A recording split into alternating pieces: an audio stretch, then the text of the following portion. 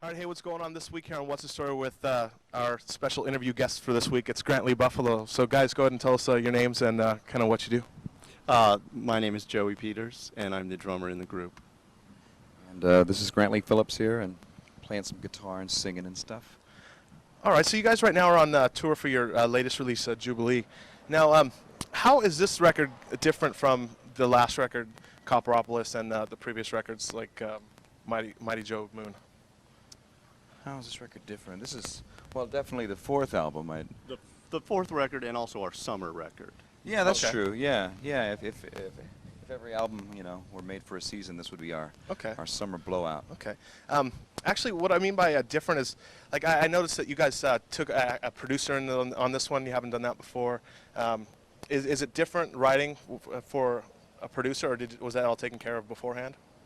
Well, yeah. I mean, you don't really write for a producer. You just, in the case of this album, we're pretty familiar with these songs to begin with.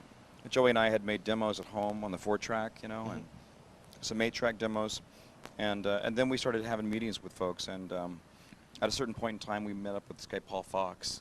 He had made records with XTC and Robin Hitchcock and Some really great bands. yeah, and great records, and we really hit it off with him. And one of the things we did on that first meeting was play him some of the tapes, and it just so happened that the kind of record he was thinking we could make is actually the kind of record we were thinking of making, and it kind of worked out. Was that something that you guys wanted to do, work with a producer on this one, or did the label come to you and say, hey, why don't you try working with somebody on this one? Or No, it was definitely a decision we had come to on our own, and we'd been thinking about it for a while, and in a way it was a nice way of handing over some responsibility and being able to be a little bit freer in the studio and not have to worry, is the tape deck on, and have we ordered the pasta, and that kind of stuff. Just sort of allowed more magical, creative, happy accidents to occur.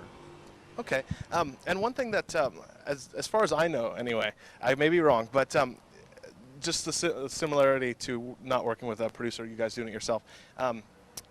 As far as I know, you guys haven't brought in other people before on your other records. What was it like on this record to work with like E from the Eels and Michael Stipe and other people that you brought in to play instruments and do background vocals? Oh, it was great. It was a great thing. We've featured a few other players in the past, but it was always, I don't know, maybe just some of those folks aren't as well known as like a Michael Stipe. Yeah. But people like Greg Leese, a guy named Ralph Carney, who's from up in these parts, was featured on our third album.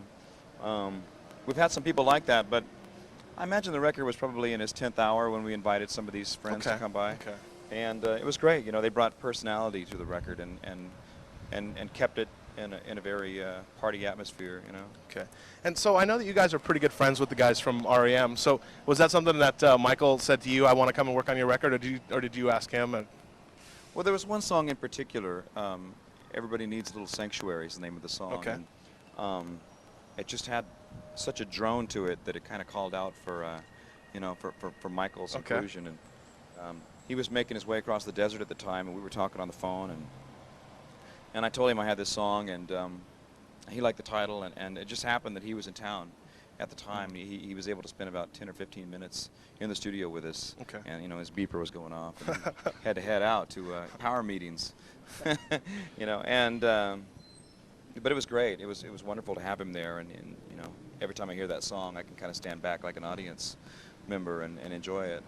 All right. Yeah, the guest on the record was really just in keeping with the spirit of where we had started with the songs, and having the whole recording of the record be a lot more open, and having people stop by and hear things in various states of along the way of recording it. And I would recommend it to anyone making a record or having a summer party or something like that. You got to. I'd recommend putting Michael on your record. That'll help out. That's true. Yeah, he gets a lot of free publicity out of it, basically. Yeah, it's good for him. He likes that. He likes that kind of thing. And no one really can do that sort of like Not like us, hurdy-gurdy. yeah. He's got like a built-in hurdy-gurdy in his right. voice. It just goes. Ooh. So are we going to see stickers that say featuring Michael Stipe? I don't think I'm so. kidding. I'm No. kidding. I'm kidding. No, I already played that card. Okay. Not us so much, but our record company in certain parts of the world. You had to kind of peel back the sticker to see our name on it. Oh, okay. Okay, so another big thing that I noticed on this album is that a big change is the new bassist. Yeah, So- actually, Dan Rothschild is the bass player who was featured on the album. He was with a band called Tonic. Tonic, yeah. And I don't know, things that's kind of awry, I guess is the right word. Is that Awry, right? yes. That's a good word. And a good bread. That's a great bread. Yeah. Yeah, toasted. But my favorite. yeah, you know, he was kicking around Los Angeles, and we got to play with him once or twice at a club in L.A.